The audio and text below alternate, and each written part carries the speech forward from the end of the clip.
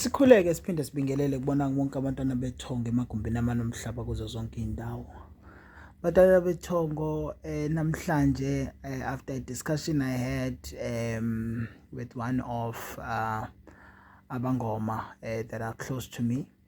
Sikhuluma kakhulu ngokujula kwalento ekukhulunywa about umoya wenzunza.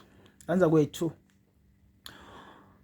kahle umbuzo kuphele egcineni ukuthi yini umoya wenzunza.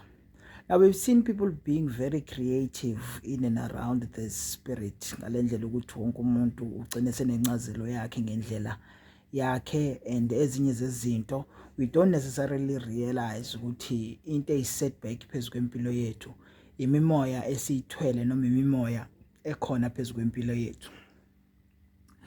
Inzunza inganza kwethu umoya o-complex ngalolu hlobo oluyisimanga. Abanye abantu bake bafise ukuthi especially in le generation la khona wonke umuntu ufuna ukuba namandla, wonke umuntu ufuna ukuba nedlozi elikhulu nezinto zakhe zibe nkulu, and we find ourselves sesimeni la khona singa-understand okunye kwezinto ezenzakalayo, especially kule subject yemoya yemfakelo. Because akusiyona yonke imimoya original kuyisigodlo noma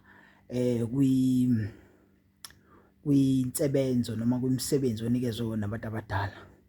Sengisho ukuthi le imimoya esikhathi esiningi uthola ukuthi affiliate nathi ngenxa yabantu akade bengaphambili kwethu abavusele imimoya ukuze le mimoya ibalekelele ekusebenzeni kwabo. Especially manje ke sengikhuluma ngomuntu olinguni who most abantu base southern part of Africa. Kube khona abantu abambe bayolanda imimoya in other places